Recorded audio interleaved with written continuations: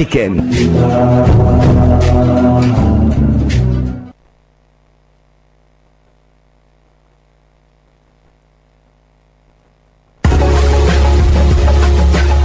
Pourquoi j'écris? Pour que la vie soit plus diverse. Parce que c'est ce que je sais faire. J'écris tous les matins. On ne m'a pas donné de conseils en particulier pour écrire. Par contre, mon père m'a dit que j'en étais capable. Mais t'écris parce que t'as un truc à dire? Tout le monde écrit, mais tout le monde n'est pas écrivain. Pourquoi le devient-on? Comment le devient-on? D'où vient l'inspiration? Écrivain, écrivaine. Le point littéraire, Jean-Jacques Foucault. On connaît les écrivains à travers leurs œuvres, mais connaît-on leur univers? Le point littéraire. Le point littéraire. Nouvelle saison. C'est tous les lundis. 15h, 15h55. Sur la radio des auditeurs. C'est une émission de littérature. Toute la littérature, ici, tous les genres, sous-genres et types d'écriture se rencontrent. Vous aurez droit à plus de découvertes de livres et d'auteurs. Ici, tous les genres littéraires et textes scientifiques se côtoient. Le point littéraire. Nouvelle saison. C'est tous les lundis. 15h, 15h55. Sur la radio des auditeurs. Prenez le rendez-vous avec Jean-Jacques Foucault.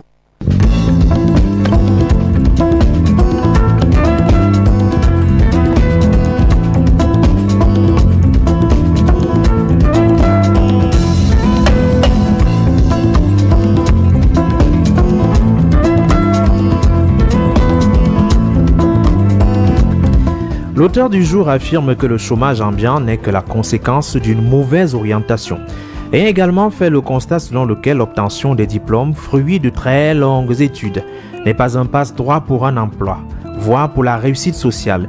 Le livre qui a pour titre « Demain, c'est nous les boss » donne les secrets mieux des consignes pour émerger dans un environnement complexe. Pas besoin de prendre la route de l'Occident car l'herbe n'est nécessairement pas plus verte ailleurs qu'ici.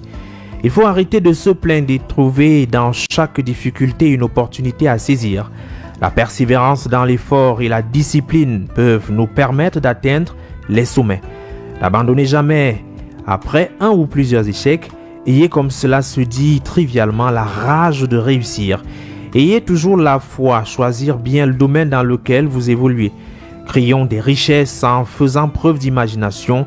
Évoluez avec des plans ajustables aux besoins. Apprenons à nous connaître et à connaître nos forces et faiblesses. Apprenons à vendre. Chacun a forcément quelque chose à vendre tant que ça reste moral. Pas de débauche inutile d'énergie en ce qui concerne le sexe, car c'est de l'énergie perdue qui pourrait être mise à profit. Et surtout, prions.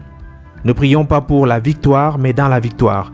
L'auteur invité du livre « Demain les boss c'est nous » est Pierre Atangana, un jeune entrepreneur diplômé en ingénierie et des télécommunications. Depuis 2019, il se consacre à l'orientation académique et professionnelle des jeunes élèves et étudiants. Pierre Atangana, bonjour et bienvenue sur le point littéraire. Bonjour Monsieur Jean-Jacques Foucault, c'est un plaisir de me retrouver dans votre plateau. C'est toujours un immense plaisir d'être parmi vous pour parler de ce livre qui est paru depuis décembre 2024. Un livre qui certainement suscite toujours autant d'engouement. Oui, vous savez, c'est comme un médicament que les jeunes attendaient pour pouvoir guérir à leur mal. Ayant constaté que les jeunes avec ce problème-là, avec leur sortie dans les grandes écoles de formation parfois, ils n'avaient pas toujours cette facilité de pouvoir se frayer un chemin. Je me suis dit à un moment donné, il faut que les jeunes aient quelque chose qui va pouvoir être comme une boussole pour eux, pour pouvoir gérer au mieux ce complexe-là et pouvoir se frayer un chemin dans la société. D'autant plus que de nos jours, beaucoup pensent que le bonheur se trouve ailleurs qu'ici. Ce livre est au regard de sa structure, un partage de vos expériences en tant qu'employé et entrepreneur, mais racontez-nous votre expérience, surtout les expériences négatives qui ont fini par vous mener vers le droit chemin. Vous avez certainement connu des moments noirs, lesquels?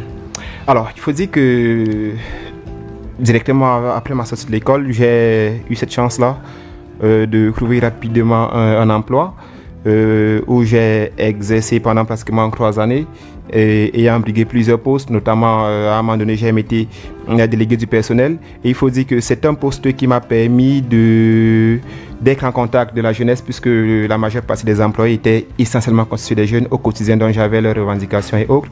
J'ai donc compris que le problème d'orientation était un problème crucial, puisque beaucoup se plaignaient du fait qu'ils fréquenté, ils ont eu des diplômes dans quelques domaines que ce soit, mais ne n'étaient pas épanouis dans leur poste, n'étaient pas épanouis non pas seulement à cause du salaire, mais également à cause de ce qu'ils faisaient au quotidien. Ils voulaient changer de domaine, mais ils se faisaient tard parce qu'avec les charges et autres, et les conditions de travail qui n'étaient pas toujours aisées, c'était donc compliqué. Je me suis dit à un moment donné, pourquoi ne pas créer quelque chose qui va éviter à nos cadets qui sont encore derrière de pouvoir avoir une vision claire de ce que c'est que l'insertion socio-professionnelle après les diplômes et autres.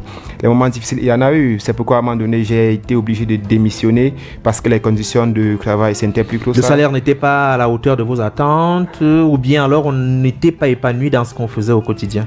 Oui, pour le salaire, je veux dire que le salaire était plutôt convenable. Convenable, oui. Pour un jeune qui vient tout juste de sortir de l'école de formation, j'étais quand même à mon aise. Mais je me disais que je n'étais pas en train d'accomplir la mission qui était la mienne sur terre. À un moment donné, il fallait que je fasse ce que j'aime le plus. Et ce que j'aime le plus, c'est d'écrire. Les jeunes africains ont-ils réellement entre leurs mains les clés de leur réussite, comme vous l'affirmez d'ailleurs dans votre livre, dans la mesure où quelquefois pour accéder à une fonction, un poste de responsabilité ou simplement un emploi, on a besoin d'avoir quelqu'un qui est quelqu'un quelque part. Vrai ou faux?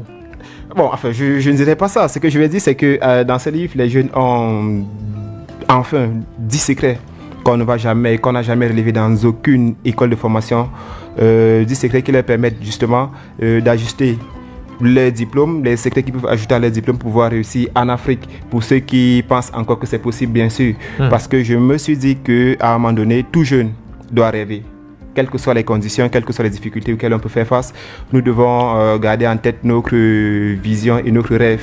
Oui. Et je me suis dit qu'avec ce livre, les jeunes avaient décidément les clés à main pour pouvoir réussir. Oui. Que de s'engager dans certaines procédures qui coûtent parfois plus cher. Je me dis qu'avec ce livre, ayant déjà eu des résultats avec cela, avant même que le livre ne sorte, j'avais déjà, et les conseils que je donnais aux jeunes que j'orientais, que j'encadrais au quotidien, les résultats ont payé. Je me suis dit qu'il fallait déjà quelque chose de concret pour pouvoir aider la jeunesse. Il s'agit de 10 secrets inédits, parce que vous dites que très souvent on n'en parle pas beaucoup dans les écoles de formation. Est-ce qu'il y a lieu peut-être d'affirmer aujourd'hui qu'il y a des choses qu'on cache, des petits secrets comme ceux diffusés dans le livre qui pourraient permettre d'être d'abord épanoui, d'aspirer à une réussite certaine? Oui, vous savez, ce n'est plus un secret pour personne. Notre système éducatif a de réels manquements actuellement. Il ne faut plus le cacher, il faut dire les choses telles qu'elles sont. Et c'est même une des raisons qui m'a poussé à écrire ce livre. Parce que c'est un constat dans nos écoles de formation, dans nos instituts. On nous apprend à un moment donné plus à savoir rédiger des CV ou alors à demander de l'emploi à X ou à Y, et à un moment donné même la formation n'est pas véritablement ce qui doit nous être enseigné. À un moment donné, je peux même dire qu'il y a une inadéquation entre l'offre et la formation. Donc oui. Il fallait donc ressortir 10 secrets exacts qui pourraient permettre à ces jeunes-là de pouvoir se frayer un chemin dans la société après le diplôme, parce que c'est plus évident, il faut le dire. L'un des premiers secrets, ne jamais abandonner, quel que soit le nombre d'échecs. C'est difficile un peu d'abandonner lorsqu'on a fait plusieurs concours d'entrée à la fonction publique, une dizaine, on n'a toujours pas réussi. On a essayé de travailler dans une société privée du coin et ça n'a pas donné, ou on n'a même pas été rappelé après avoir déposé une trentaine de demandes d'emploi. Alors finalement, est-ce que c'est facile de rester focus sur ses objectifs? L'âge passe, le temps aussi. Vous savez, au regard de notre contexte, Franklin Delano Roosevelt nous avait bien demandé il nous a dit, il est clair, il est dû de ne pas pouvoir, il est dû d'échouer, mais le pire serait véritablement de ne pas d'abandonner. Oui. Donc, il ne faudrait pas que les conditions difficiles ou alors les obstacles puissent être des motifs d'abandon. Il faudrait que, en fait, le but de ce livre est de pouvoir ressortir cela, de dire aux jeunes que les obstacles, à un moment donné, ça doit être plutôt des motifs de continuer le travail. Parce que la réussite a une meilleure saveur après avoir franchi plusieurs obstacles, après avoir rivalisé d'agresse et avoir atteint un certain niveau. C'est mieux de réussir ainsi. C'est difficile, c'est vrai, mais il ne faut pas qu'on abandonne au premier échec. Alors, au lieu de considérer 99 fois l'échec, mais considérer 99 fois des tentatives pour arriver à un résultat probant. Thomas Edison l'a fait. Vous savez, aujourd'hui, regardez notre plateau comme il est beau. On a des ampoules qui nous éclairent et tout. Mais pour que Thomas Edison puisse arriver à ces résultats, il a fallu qu'il fasse 10 000 fois. Voilà. Des essais. Et finalement, on arrive à quelque chose. Donc, c'est ce que la jeunesse actuel doit avoir, parce qu'à un moment donné, on se rend quand même compte qu'on a ce goût de la facilité. Or, au regard de notre contexte, il faudrait qu'on essaye de penser autrement et qu'on s'arme véritablement de ces 10 secrets pour pouvoir atteindre nos objectifs. Il faut avoir la rage pour réussir. Est-ce que vous avez l'impression que ceux qui se battent et qui ne trouvent pas, n'ont pas suffisamment de rage? Sinon, comment cultiver la rage de réussir sur un jeune? Alors, la rage de réussir, il y a chez un jeune, il faut dire que le contexte actuel ne laisse pas trop de choix. Oui. On n'a pas trop de choix. Actuellement, nous devons, au regard de notre contexte, nous devons nous battre, coûte que vaille, parce que les conditions ne sont pas aisées. Le constat c'est terrible en fait. Vous voyez des jeunes qui sortent des écoles de formation avec de gros diplômes, ils dépensent des centaines de mille, voire des millions pour leur formation, et dès qu'ils sortent des écoles de formation, c'est compliqué. Les conditions pour avoir un emploi, parfois le salaire ne suit pas, parfois il faut commencer, c'est compliqué. Donc si un jeune n'a pas cette rage-là, comment est-ce qu'il va faire pour s'en sortir? En tout cas, dans le livre, vous a écouté dire qu'il faut aller le plus haut possible, c'est-à-dire que pousser les études le plus loin possible. Mais en même temps, on se pose des questions. Est-ce que si on pousse les études le plus loin possible et qu'on se rend compte plus tard qu'on a fait les mauvais choix, comment retrouver et rattraper le temps perdu? Justement, c'est pourquoi la question d'orientation reste la base. Vous savez, moi j'ai l'habitude de le dire. Un étudiant mal orienté, c'est un chômeur bien formé. Oui. Oui, l'une des premières causes, ou alors c'est petit cause, c'est qui garantit d'abord, ce qui nous donne d'abord la force pour une victoire ou alors pour une réussite, c'est d'abord le choix de notre domaine, c'est l'amour d'abord de ce qu'on fait, parce que on ne peut pas exceller dans quelque chose qu'on n'aime pas. Oui. Ça c'est clair. Lorsque vous faites ce que vous aimez, lorsque vous faites ce pourquoi vous êtes sur terre, vous avez quand même cette facilité de chercher toutes les armes nécessaires pour pouvoir gagner votre combat. Mais lorsque vous vous retrouvez à faire des formations qui vous ont été imposées, par exemple, c'est le cas. On ne peut pas, on a des parents qui nous imposent, on a le contexte même à un moment donné, on nous impose, il faut faire comme tel, et à un moment donné, quand on se retrouve d'en face aux réalités, on pose les mains sur la tête et on veut tout de suite abandonner ou alors passer directement à la débauche. Donc l'orientation, c'est quelque chose d'essentiel lorsqu'un enfant s'engage dans une carrière estudiantine ou professionnelle. Alors, vous avez une phrase dans votre livre qui nous a particulièrement intéressés. Vous dites la chose suivante: notre succès arrive souvent là où nous avons été humiliés. C'est-à-dire qu'il faut parfois partir de rien, de zéro finalement, pour être un héros. Lorsque vous parlez même de salaire, vous dites quelquefois il faut commencer avec presque rien. L'essentiel c'est de gagner en expérience. Oui, justement, ça on a le même sillage de ce que je disais tout à l'heure. Lorsqu'on fait dans ce qu'on aime, je vous assure, vous êtes prêt à quitter au plus bas de l'échelle et à gravir des échelons. Par contre, lorsque vous êtes dans un contexte où déjà on vous force pour travailler, vous n'êtes pas à l'aise, vous n'êtes pas épanoui, même si on vous donne le plus gros salaire du monde, vous n'allez pas être épanoui, vous n'allez pas être heureux. Alors, c'est dans ce sillage-là. Lorsque je dis que le succès vient souvent lorsqu'on a été humilié, j'ai pris un exemple. Vous allez voir le cas de Samuel Eto'o. Samuel Eto'o, lorsqu'il va à l'Inter, son coach à l'époque au FC Barcelone l'a vendu à presque rien. Oui. Mais il a fallu qu'il s'arme de courage, de foi, de patience. Il est allé et puis on a vu ce que ça a donné à l'Inter. Donc à un moment donné, le succès vient véritablement lorsqu'on a été humilié. Je me souviens une fois, même quand je démissionnais, étant délégué du personnel, qu'est-ce que je n'ai pas subi comme frustration et humiliation. Mais aujourd'hui, j'ai des réactions plutôt positives. Si je pars encore dans cette entreprise, je suis sûr qu'on va maquiller les bras ouverts. Oui. Pourtant, en sortant de là, c'était un peu comme on va voir ce qu'il va deviner, on va voir ce qu'il va faire et puis... Et aujourd'hui, le résultat est en train de parler. Donc, je pense, et avec beaucoup de preuves à l'appui, qu'effectivement, le succès vient parfois lorsqu'on a été humilié. Au regard de l'environnement, on voit l'environnement est un peu difficile. Les gens estiment qu'il n'y a pas de travail, il n'y a pas de possibilité. Mais vous dites, il faut faire preuve de créativité. Regarder où se trouvent les problèmes et trouver des solutions. Est-ce facile aujourd'hui Est-ce que les gens n'ont pas déjà tout fait? Non. Il y a encore des choses à faire? Oui, enfin, beaucoup de choses à faire dans notre continent et dans notre écosystème, plus précisément peut-être dans notre pays, il y a encore beaucoup de choses à faire. J'ai souvent l'habitude de dire qu'à un moment donné, lorsqu'on dirige un pays comme peut-être les États-Unis, on a moins d'ennuis que de diriger un pays comme le nôtre parce qu'on a encore beaucoup de choses à faire. Oui. Et il y a un pays à construire. Hein, et à construire. Vous savez, parfois on se dit que la richesse ou alors l'excellence il faut beaucoup de choses pour pouvoir construire cela, mais parfois ça ne dépend juste de rien. Il faut juste observer notre environnement. Qu'est-ce qui manque? Qu'est-ce qu'on peut proposer? Il y a tellement de choses à proposer dans notre écosystème. C'est l'avantage qu'on a dans notre continent, c'est que tout est à refaire. Vous avez même pris un exemple presque banal.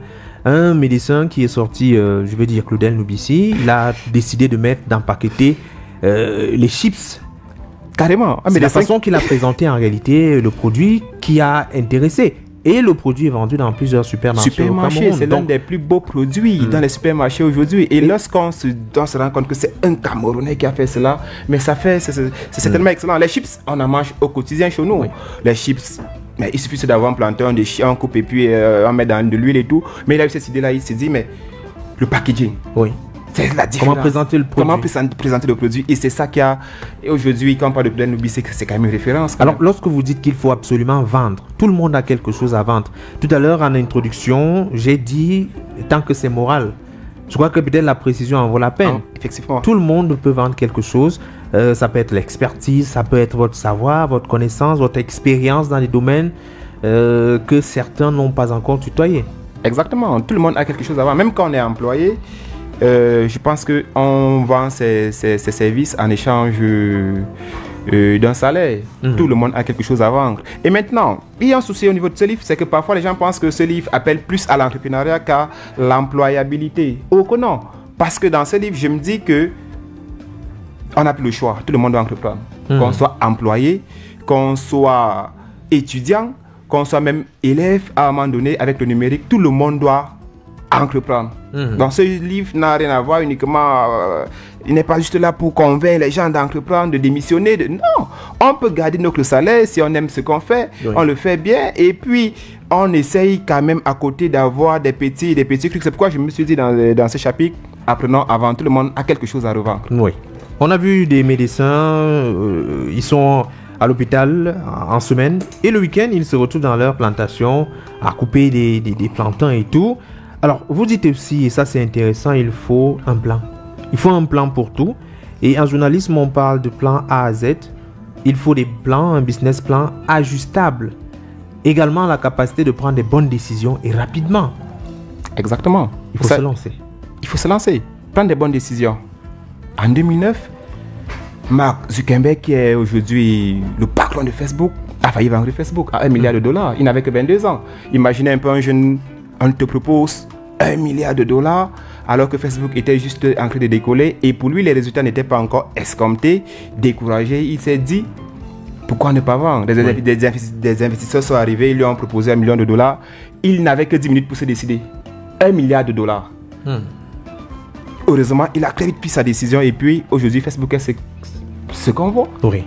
Il s'est vite décidé. Et c'est ce qui manque aujourd'hui à beaucoup de jeunes. On va renvoyer à demain, on va réfléchir, on va. Non, il y a des décisions qu'il faut prendre rapidement et se lancer.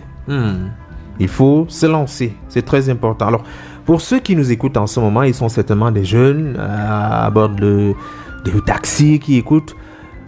Comment on décide de prendre la décision de faire changer les choses aujourd'hui? Une prise de conscience commence certainement par la lecture de ce livre, mais il faut également un autre sursaut d'orgueil pour s'imposer une nouvelle discipline, un nouveau regard, une nouvelle vision, des nouvelles alternatives pour avancer. Effectivement, vous savez, c'est vrai, ce livre a 10 secrets. Vraiment, tout jeune qui applique les 10 secrets ici, c'est pourquoi vous allez voir que le livre vient avec un stylo, parce que il ne suffit pas seulement de lire et de dire, bon, ça va, j'ai lu. Il faut passer à l'action. Et la première action, c'est de prendre des notes. Qu'est-ce que je fais aujourd'hui? Qu'est-ce que je fais demain? Il faut avoir des décisions concrètes. Il faut avoir une discipline à respecter. Il faut se lancer véritablement. Juste lire et s'arrêter, ça ne peut pas donner. Il faut appliquer, il faut se lancer, il faut se jeter. Un chapitre, on le lit, on prend des notes, on fait une auto-évaluation. Une auto-évaluation sincère. Exactement, très sincère. Oui, parce qu'il y en a qui peuvent parfois se dire qu'on peut tricher. Il faut prendre une auto-évaluation sincère et se lancer. Vous savez, tout le monde ne peut pas réussir dans quelque domaine que ce soit. Chacun a une spécialité, chacun a un domaine dans lequel il excelle. Vous ne pouvez pas demander à quelqu'un qui, je vais dire n'importe quoi, qui n'est pas adepte d'alcool d'ouvrir un bar. Ça sera compliqué pour lui de gérer. Il va vouloir rentrer à 18h alors que c'est même à l'heure là que ça commence. C'est là où ça commence. C'est là où ça commence. Donc, il faut d'abord avoir cet amour pour ce qu'on fait. Et je me dis que lorsqu'on fait dans ce qu'on aime, on a pratiquement 60-70% de chances de réussir dans ce qu'on fait. On s'amuse et on ne travaille pas. Exactement. Il faut s'amuser et ne pas travailler. Vous avez aussi proposé plusieurs domaines en termes de bonus, des domaines dans lesquels on peut facilement trouver en quelque sorte sa place, des business qui marchent en ce moment. Est-ce que ce sont les mêmes? Est-ce qu'il y a eu une mise à jour au regard de ce que en décembre peut-être 2024 et on est en 2025, les choses n'ont pas beaucoup évolué. Quels sont les domaines porteurs? Prenez un exemple vraiment banal sur un jeune qui veut se lancer dans l'entrepreneuriat. Alors, c'est une des exclusivités de ce livre, c'est qu'enfin on a un livre qui nous donne, qui nous propose les offres d'emploi les plus sollicitées en Afrique. C'est pourquoi je vous ai dit qu'on ne se limite pas dans ce livre uniquement au côté entrepreneuriat de la chose. Il y a des gens qui peuvent vivre être dans une entreprise, être salarié et être heureux toute leur vie. Sauf que, au regard de notre contexte, les temps sont durs, les entreprises sont de plus en plus exigeantes. Il y a donc des offres d'emploi qui sont plus sollicitées que d'autres. Oui. Je n'ai pas envie de dire qu'il y a des filières qu'on doit bannir ou alors mettre de côté, mais ce que je vais dire... Non, je ne vais pas entrer dans cela. Ce que je vais dire, je préfère quand même ressortir quelques domaines intéressants que nous avons parce que ça change, comme vous avez dit. C'est que nous sommes à l'ère du numérique où les choses changent incroyablement vite.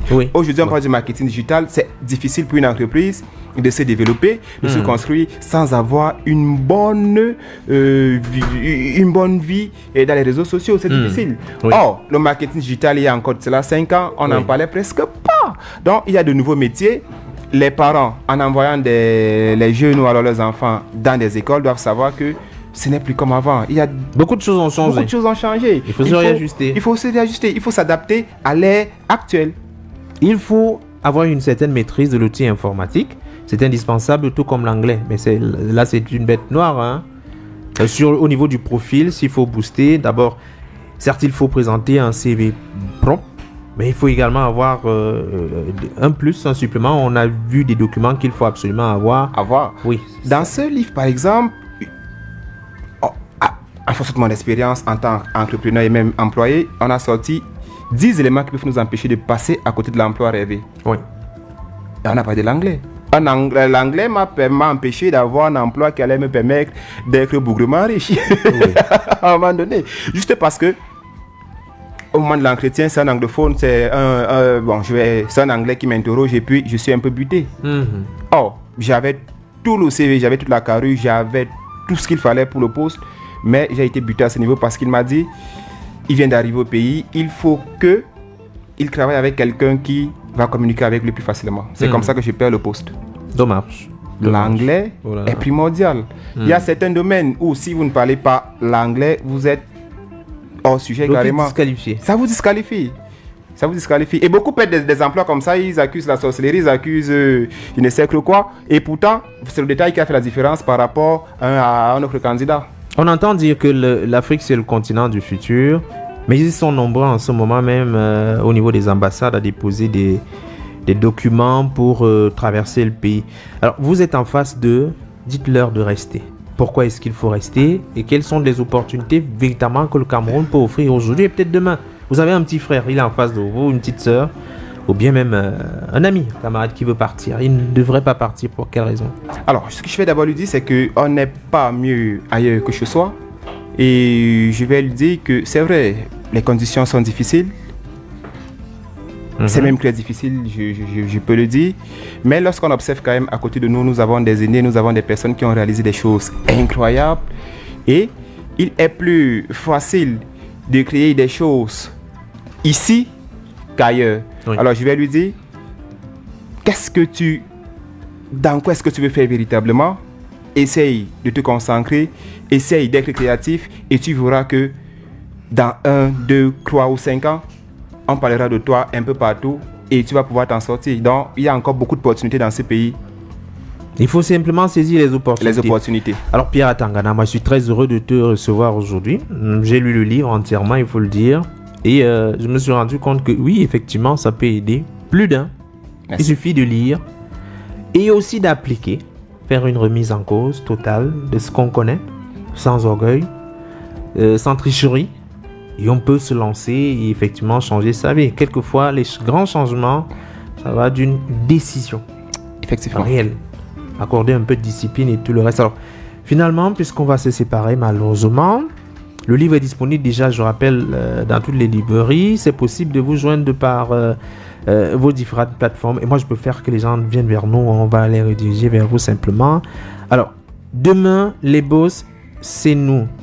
Pourquoi il faut lire absolument ce livre?